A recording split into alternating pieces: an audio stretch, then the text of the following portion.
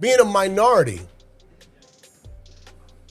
in Hollywood is tough. You don't wait on Hollywood. Hollywood is a bank, and the decision makers don't get the content. Marlon Wayans recently spilled the tea on a juicy Hollywood secret. It seems that Tinseltown might owe the Wayans siblings a jaw-dropping fortune stemming from their involvement in Scary Movie 3, 4, and 5. We never walked away from our franchise that we created. It was taken. According to the Gossip Mill, specifically the Numbers website, the alleged Hollywood debt tallies up to an eye-popping $155,200,000 from the third installment, an astonishing $178,710,620 from the fourth flick, and an additional $78,613,981 from the fifth movie. That's a staggering grand total of around $400 million that appears to have slipped through the cracks and never made its way into the Wayans' pockets.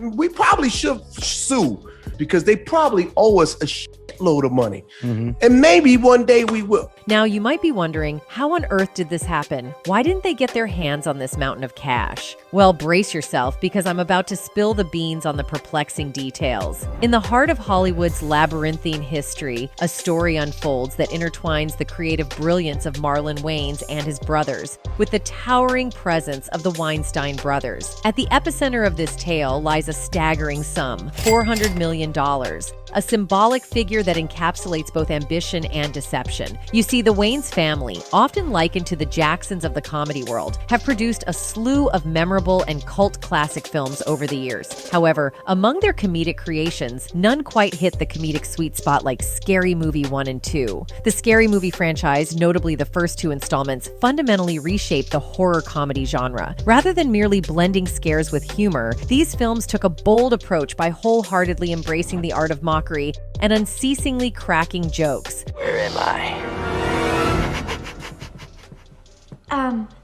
You're behind the couch. The writing was refreshingly innovative, injecting a breath of fresh air into the realm of spoof films. It was cheeky, irreverent, and side-splittingly hilarious, with no pretense of being polite or politically correct, a factor that resonated deeply with audiences. In its early days, Scary Movie was a family affair, directed by Keenen Ivory Wayans and starring the Wayans brothers Marlon and Sean, who also co-wrote the films. It was a collaborative effort that brought forth these comedic gems. According to a 2000 Jet magazine article, Marlon Wayans candidly shared the genesis of the hit movie franchise Scary Movie, offering a glimpse into the creative process that led to its inception. Marlon and Sean Wayans, known for their comedic prowess, revealed that the idea for the movie was born during a rather unconventional movie-watching session. As Marlon Wayans recalled, "I think we were watching I Know What You Did Last Summer, and we said, I know what I'm gonna do next summer. I'm gonna make fun of all these damn movies. I'm so tired of seeing them. I watched Scream till I wanted to scream. I've seen I Know What You Did Last Summer so much that I wanted to become a murderer and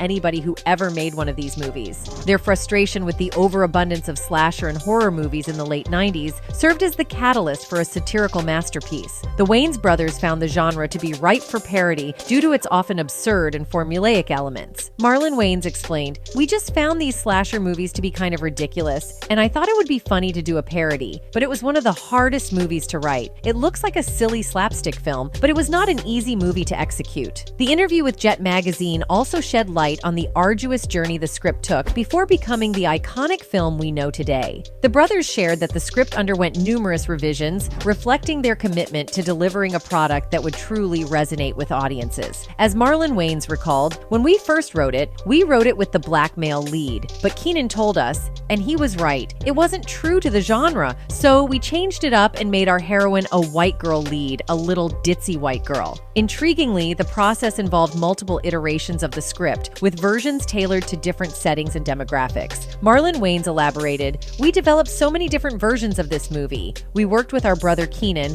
and we wrote a black draft, a white draft, a high school draft, and a college draft. This comprehensive approach aimed to ensure that the humor and satire in Scary Movie would appeal to a wide audience." Despite their best efforts, the script faced numerous obstacles in finding a production home. home. Multiple film studios passed on the project before it finally garnered interest from the Weinstein brothers. This twist of fate was particularly ironic, as Scary Movie unabashedly spoofed Scream, a horror movie that Dimension had released. The working title of the screenplay upon its acquisition by the Weinsteins was Scream If You Know What I Did Last Halloween. This title eventually evolved into Scary Movie, a name that would resonate with audiences and become synonymous with the franchise. Scary Movie made its theatrical debut on July 7, 2000, and it quickly became a sensation. Despite a modest budget of $19 million, the film's box office performance was nothing short of spectacular. Within just 14 days, it had crossed the $110 million mark, eventually grossing a staggering $278 million worldwide, with $157 million of that coming from the United States alone. Notably, Scary Movie marked a significant milestone by breaking the record for a film directed by an African-American director. Marlon Wayans reflected on the movie's remarkable success, emphasizing the perfect timing and collaboration that contributed to its achievement. He remarked, "It was the right movie at the right time, done by the right people. That's really what I feel like it was. And you never know, another one can happen. There's always room." The unexpected triumph of Scary Movie was a testament to the Wayans brothers' creative genius and their ability to tap into the cultural zeitgeist. Following the immense success of the first installment, Scary Movie 2 hit theaters the following year. Despite its commercial success, grossing $141 million on a $45 million budget, the film received mixed reviews from critics. Marlon Wayans attributed some of the criticism to the studio's haste in releasing the sequel to capitalize on the momentum generated by the original. Nevertheless, the sequel's financial success only reinforced the franchise's status as a box office powerhouse. However, the story of the Scary Movie franchise took a chilling turn after the release of Scary Movie 3 Inches in 2003. Fans and critics alike noticed a significant difference in tone compared to the first two films, and the absence of the Wayans brothers was glaring. A 2003 newspaper article confirmed this, with one fan expressing disappointment, saying, "Once the preview of the third film was released, the first thing I noticed when watching the previews was that the Wayans brothers were absent. I was very disappointed." Sean and Marlon provided the funniest characters from the first two films, so Scary Movie 3 already had an uphill climb. The brothers themselves shed light on the unsettling circumstances surrounding their departure from the franchise. They alleged that Bob and Harvey Weinstein, the producers of the series, fired them and proceeded to take control of the franchise. Marlon Wayans explained, "People kept blaming us. We did Scary Movie 1 and 2, the funny ones. Everybody thinks we left the franchise or we sold it. No, it was taken from us. I could write a book on that whole thing, honestly. They definitely still owe us money, lots of money. What they did was really bad business." The sudden departure of the Wayans brothers from the Scary Movie series marked a turning point in the franchise's history. It raised questions about creative control, ownership, and the challenges faced by artists in the competitive world of Hollywood. "The Weinsteins are not the best or the kindest people to be in business with," Wayans said in an interview with Variety. "They're very much an evil regime, I guess. They do what they want to do, how they do it, and it can be rude and quite disrespectful. We couldn't come to terms on the deal. It's like, if you don't want to pay for the jokes, have somebody else do it." To make matters worse, Marlon Wayans was on a Christmas vacation when he found out that he had been dropped from the franchise, which he and his brother co-wrote and helped to develop. "We read on Christmas Eve that they were going with someone else for Scary Movie 3, he said. "They were evil," as F. Wayans said of the Weinstein brothers and Miramax Studios. "We didn't walk away from a franchise. They didn't want to make our deal, and they snatched it." The Weinsteins did some really terrible liquor and pillage villages type of business. So it wasn't that we ever walked away from our franchise that we created. It was taken. And us being the creatives that we are was like, all right, Bet, if you now watch what I create. In any case, the third installment earned around $220 million worldwide, while the fourth grossed $178 million, and the fifth ultimately earned $78 million in box office revenue worldwide. These figures undeniably transformed the Scary Movie franchise into a billion-dollar juggernaut. However, while profit is undoubtedly a critical metric in Hollywood, it's not the sole criterion for measuring a movie's worth. The IMDb ratings for the Scary Movie franchise franchise vary across its installments. The original Scary Movie garnered a rating of 6.2 out of 10, suggesting that it received a reasonably positive reception from viewers. Scary Movie 2 followed with a slightly lower score of 5.3 out of 10, indicating a somewhat less favorable response. Scary Movie 3 received a rating of 5.5 out of 10, falling within a similar range as its predecessor. However, Scary Movie 4 saw a decline in its IMDb rating, scoring 5.1 out of 10, signaling a less favorable reception. The fifth installment, Scary Movie 5, received the lowest rating of the series, with a mere 3.5 out of 10, suggesting a considerable level of disappointment among viewers. These ratings reflect the varying degrees of success and audience appreciation across the different films within the franchise. For many viewers, the original Scary Movie remains the most memorable and beloved. The iconic wasp scene in particular stands out as a perfect example of a comedic moment that should feel dated but continues to captivate audiences as a timeless masterpiece. Its enduring appeal lies in its relatable portrayal of certain character archetypes and the clever use of the ever-changing ghost face mask. Pick up the phone! Yo. What's up?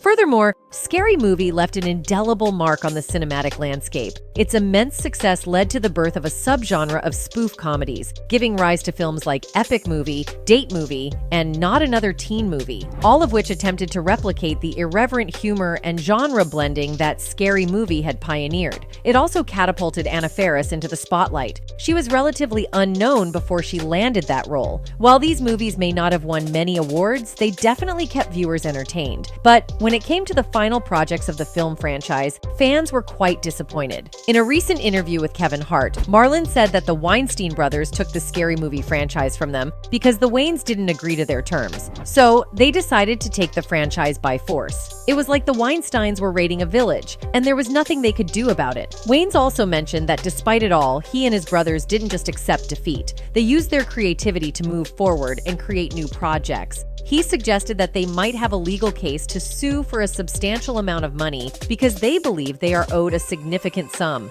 We probably should sue because they probably owe us a shitload of money. And maybe one day we will. Later on, as fate would have it, the Weinstein Company didn't last. You see, the Weinstein Company was a multimedia distribution and production company. It was founded by Harvey and Bob Weinstein back in 2005. These are the same brothers who established Miramax Films in 1979. TWC also includes Dimension Films, a label for specific types of movies founded by Bob Weinstein in 1993. This label has released popular series like Spy Kids, Scream, and Scary Movie. Together, TWC and Dimension Films made billions. In 2012, TWC Films won 8 Academy Awards, the most in the company's history. TWC is also involved in creating television content. This is overseen by Meryl Poster, former president of production at Miramax Films and current television president. Their work includes Emmy-nominated and Peabody Award-winning reality series like Project Runway, along with spin-offs like Project Accessory and Project Runway All-Stars.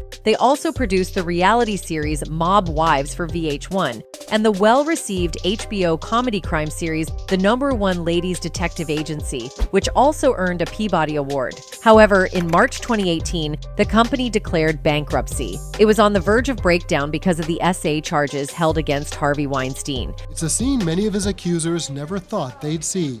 Harvey Weinstein, a man used to walking red carpets, now in handcuffs, doing a perp walk. In July 2018, Lantern Entertainment acquired all the rights to the Weinstein Company films. Although Harvey and Bob Weinstein were equity holders, they didn't benefit from the sale. Bob also formally stepped down from the board. The money earned was used to settle legal fees, cover bankruptcy expenses, and pay off debts to secured creditors like Union Bank. Any remaining funds were meant to be allocated to unsecured creditors and victims of Harvey's misconduct. In any case, whether the Wayans siblings were credited for their work or not, one thing is for certain: they have remained a household name for decades. You see, when you talk about the comedy world, it's impossible not to also talk about the Wayans siblings. Together, this family of 10 has revolutionized the world of entertainment as we know it, both in front of and behind the cameras. The Wayans family has left an indelible mark on the comedy industry, and their collective talent and contributions have made them icons in the field. Marlon Wayans, one of the younger members of the Wayans clan, is well aware of the incredible talent that runs in his family.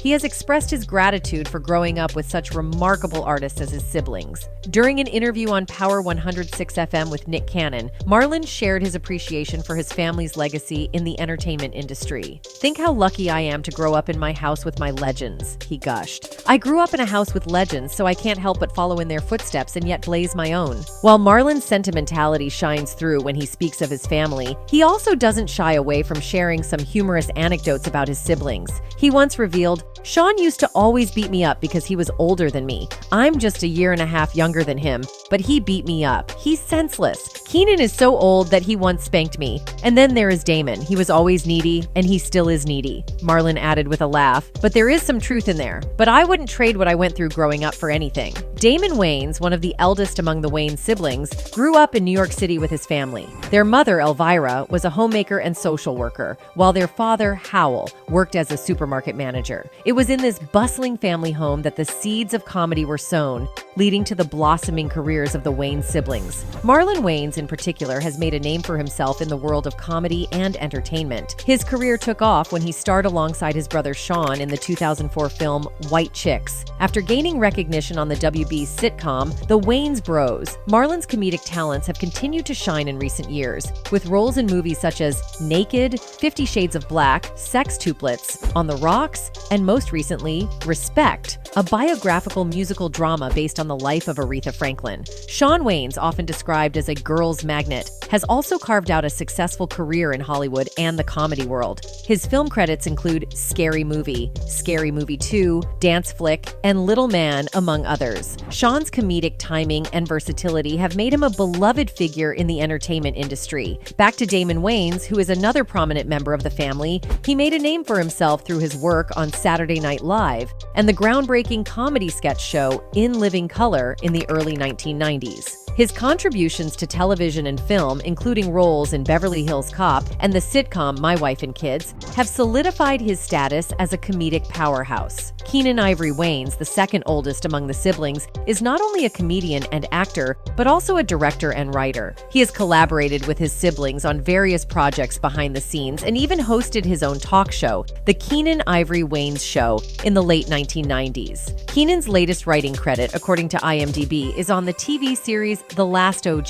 He is often described as the trailblazing linchpin of the Wayans family's legacy in comedy. Dwayne Wayans, the eldest of all the Wayans siblings, has pursued a career as a film score composer. Unlike some of his siblings who are more visible in front of the camera, Dwayne enjoys working behind the scenes, composing music for film soundtracks such as Dance Flick and Little Man. He has also contributed as a production assistant to projects like In Living Color and My Wife and Kids, both of which involved his talented siblings. In addition to the famous Wayans brothers, there are also the Wayans sisters, including Kim, Elvira, Vonnie, Nadia, and Deirdre. These sisters have made their own mark in the entertainment industry, just like their brothers. Kim, for example, is an actress known for her role in the comedy show In Living Color. Nadia has appeared in I'm Gonna Get You Sucka, while Deirdre and Elvira are accomplished screenwriters. The Wayans family's creative influence extends across various aspects of entertainment, from acting to writing. For fans of comedy who grew up in the 1990s, the Wayans brothers were instrumental in making In Living Color a must-watch show.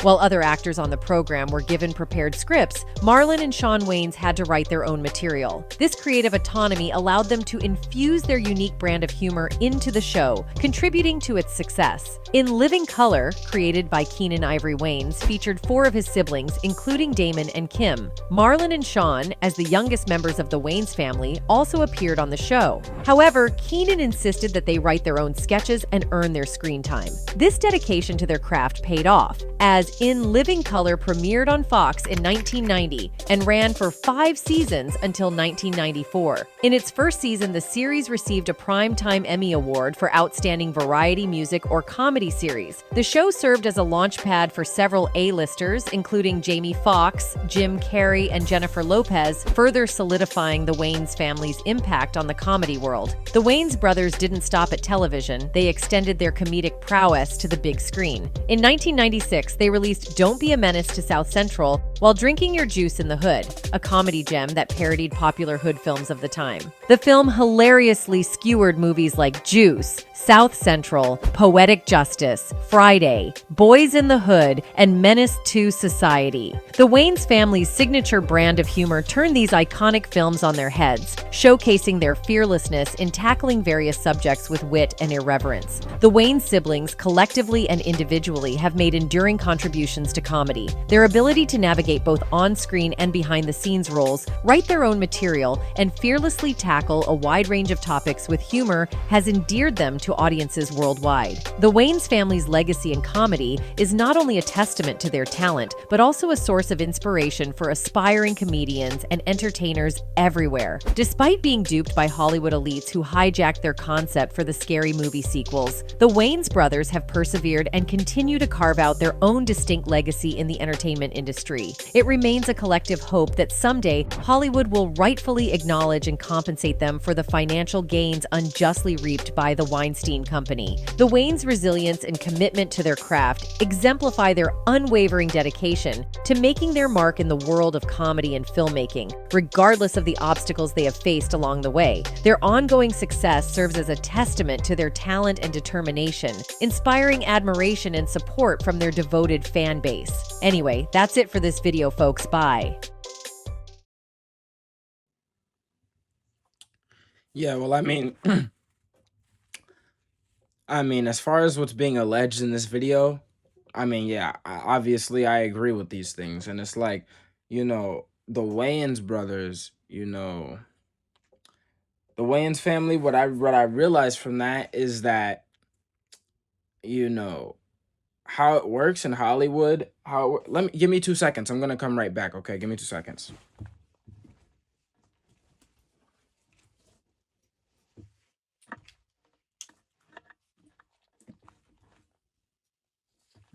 Okay. So basically, right? Harvey finessed them, okay? Y'all know who I'm talking about, okay? Harvey finessed them out of he finessed them out of Scary Movie, right? And the reason that I believe that Marlon didn't want to or no, he allegedly he finessed them. Allegedly. He allegedly finessed them out of Scary Movie 3, okay? And the rest of the series, okay? Allegedly. I haven't seen the contracts. Allegedly, this is what Marlon is saying, and I'm taking his word for it, okay? And so, he's saying basically that that's what Harvey did, right? And so, my whole thing is, I think the reason he doesn't want to, like, sue them, and they haven't sued for the money yet, is because I already explained to you how there is no real justice, and the entire legal system is a complete finesse. Like, basically, the whole legal system is set up in a way where if you get finessed in a way like this, it's actually cheaper to just take that as a learning lesson and not try to fight for your money back. Because what happens is, basically they're gonna have a whole team of lawyers, and unless you can beat them, you're gonna end up paying for your lawyers and their lawyers. So, it ends up costing you more money. You got to pay for all of that, dog. So it ends up costing you way more money, unless you win, and then they pay for your court fees. But, if you don't win, first of all, you're fighting. First of all, that's taking months out of their lives. You know what I mean? That's just it's gonna be stressful. Like, people think about lawsuits and they just think, oh, I'll just sue someone. Bro, it's not that simple. Like, you're going to court you're going, not every day, but you're going to court like a lot. You're going to court and it's very inconvenient. You know what I mean? Like, and it's pretty annoying. Like, you gotta imagine the Wayans brothers, they're millionaires. They're trying to enjoy their lives. They're probably out in Calabasas somewhere. Like, you know what I mean? Like, enjoying life. Like, I don't know, bro. They're probably out in Cancun somewhere, living their best life, bro. Why would they want to do that? Why would they even want to go into a courtroom? You get what I'm saying? Like, at that point, it's like, all right, bro, just keep the money, because now the whole legal system is set up for you to win anyways. You know what I mean? The whole legal system is set up so that the person who is a billionaire and has more influence can win. And he knows the judge and he already knows everyone, okay? And the whole legal system is completely rigged. So there's no such thing as justice. Justice is a fictitious idea created by humans, and it doesn't exist in any other reality. It doesn't exist in any reality. Sorry. It only exists in the reality you've conceived in your mind. Okay? So it doesn't actually exist ever. Like, you cannot point to justice like this. There's no justice, okay? So it's not real. Okay? So that's why, that's why they don't want to probably fight that. But I do believe them. I believe them, but a lot of people are going to be like, well, if they took millions from me, I'd fight it. You say that, but if you're in the Wayans brothers position, you probably won't fight it. Like, it's just not worth it. Like, you know what I mean? Like, obviously there's a chance they could win, but a very small chance. Like, let's be real. There's really basically no chance. Okay. The court system is corrupted, and the people who have more influence and money are always favored. And the only reason we've seen something different happen is in certain cases is because they pissed off the higher ups who have more influence than them. The higher up men who have more influence than them said, no, we're taking your rights now. Men specifically too. These are not women higher ups. That's not like that, right? There's no women higher ups controlling everything. You know what I mean? There are, there's women figures in politics and stuff like that, but they're just figures. They can't enforce anything. You know what I mean? They don't have any strength. You know what I mean? So they're just figures in politics with a mouthpiece. They can't actually enforce anything. Okay, so the higher ups who we've seen, basically punish billionaires in the rare cases that we've seen it, like with Jeffrey. Y'all know, in the rare cases that we've seen billionaires be punished, this is because they pissed off powerful men who were like, no, we're taking your rights now. Now we're going to take your rights from you and take your life from you and end you. And now you're over, okay? And so that's how that works. So unless that takes place, they're not going to lose. You know what I mean? You got to understand that everything is completely rigged, and there's no justice or any fairness in this world. Life is not fair, okay? If no man is created equal. Like, you know what I mean? Like, no people are equal. No people are equal, okay? There's massive disparities between people. For an example, people, you know that 60% of CEOs are over 6 foot tall. So that means by virtue, genetically, you have a genetic advantage. If you're over 6 foot tall, you have an advantage in life as far as like just making more money or becoming successful in that way, okay? It's not a correlation either. No, it's not just a correlation. It's a direct cause. It's a direct cause because that being 6 foot tall, being 6 foot or above doesn't have anything to do with your business prowess or your business acumen. It doesn't have anything to do with that. Do you know what I mean? I mean, there might be some loose connection, but it really doesn't. You know what I mean? Any connection you try to make is very loose and not really based. It's not real. It's not a real connection. So you got to understand that life is not fair, right? Like you get what I'm saying? So they're not going to win. You know what I mean? So you got to understand everything is rigged against the person who isn't in the most evil, who isn't in the most dominant position. Everything is rigged against that person. Okay? Who does not have the most power, everything is rigged against them. The only winners are the people who have the most power on this planet. Okay? That's the people who will always win and will never fail. The people who we don't even see. Not even Bill Gates, okay? He's not even like, his operation can get shut down. There's someone at a certain level who can shut his operation down. I don't know their name either. I don't know who they are, but they're the real people who are really, they're the real people who are really controlling stuff and really got the real say. And they're not going to jail for anything they do. And we don't even see them. You know what I mean? And there's nothing you can do to stop that. You hear what I'm saying? So no, it's just accepting reality. Okay. And so, yeah. But yeah, if you enjoyed the video, like the video. This video is getting pretty long and I'm pretty tired. It snows right here. Be easy, y'all.